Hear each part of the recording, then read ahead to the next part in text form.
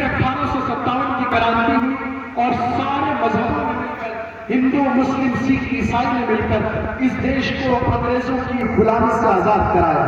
لیکن کچھ لوگ ایسے بھی ہیں جو اس دیش میں قربانی دینے والوں کو چھانٹنے کی کوشش کرتے ہیں۔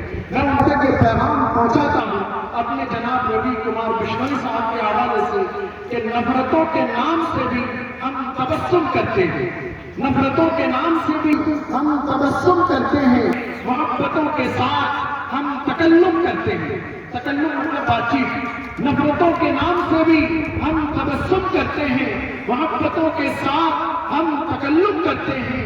وہ وطن سے وفاداری کا ثبوت مانگتے ہیں، وہ وطن سے وفاداری کا ثبوت مانگتے ہیں۔ ہم تو وطن کے خاک سے بھی تیمم کرتے ہیں، ہم تو وطن کے خاک سے بھی تیمم کرتے ہیں۔ اور میں یہ بات کہہ دوں کہ جب یہ کرانتی شروع ہوئی تھی دیش کی آزادی کی، تو 55,000 علماء نے دلی سے لے کر مراد آباد تک اپنی گردنوں کی قربانیاں دی تھی اور پھانسی کے پھندوں پر ان کو لٹکایا گیا تھا۔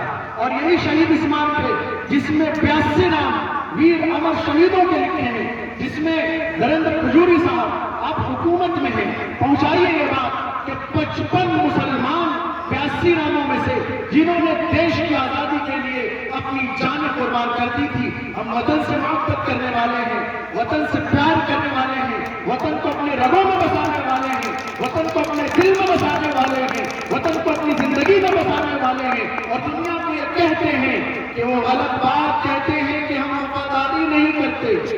نریندر کھجوری صاحب کے حوالے سے یہ ہمارے مہمان معظم ہیں کہ وہ غلط بات کہتے ہیں کہ ہم وفاداری نہیں کرتے، ہم محبت بانٹتے ہیں پر اداکاری نہیں کرتے۔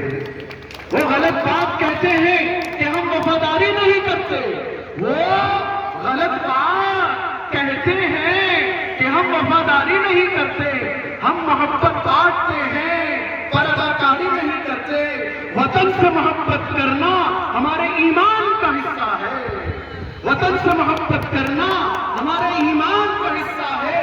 وطن کے لیے اپنی جان بھی دے دیں گے پر غداری نہیں کرتے، وطن کے لیے اپنی جان بھی دے دیں گے پر غداری نہیں کرتے۔ میرے بھائیوں، وقت بہت مختصر ہے۔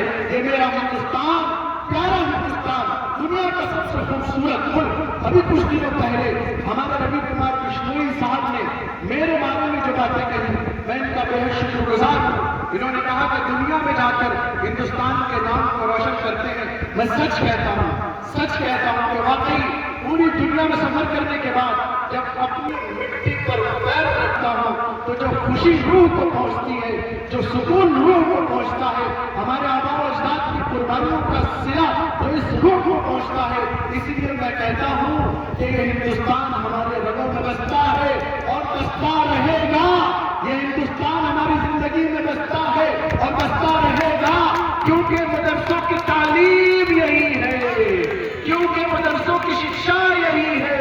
وہ نبی جو آخری نبی بن کر آئے، انتم سندیش کا بن کر آئے، ارے ان نبی کے پیغاموں کو دیکھا جائے تو انہوں نے کہا کہ اے زمین والو، تم زمین والوں پر رحم کرو، آسمان والا تم پر رحم کرے گا، آسمان والا تم پر دیا کرے گا۔ اس نبی نے کہا ان من ربکم الی واقربکم انی مجلسا یوم القیامہ، کہ سب سے بہترین تم میں وہ شخص ہے جو اچھے اخلاق والا ہو، جو اچھے کردار والا ہو، جو اچھے عمل والا ہو۔ ہر مذہب کی تعلیم یہی ہے، ہر شخص کا پیغام یہی ہے۔ میرے بھائیوں اور دوستوں، میں کہتا ہوں کہ یہ ہندوستان سب سے پیارا ہے، سب سے پیارا ہے، سب سے پیارا ہے۔ اس لیے ایک بار آواز لگائیں، ہندوستان، ہندوستان، ہندوستان، ہندوستان۔ اور پھر میں انہی باتوں کے ساتھ آپ سے اجازت لیتے ہوئے اپنے پیارے بھائی سلیم گپتا صاحب سے گزارش کروں گا کہ 2 منٹ میں اپنی بات کو مکمل فرمائیں۔ ہندوستان زندہ باد، آخر دعوانا الحمدللہ۔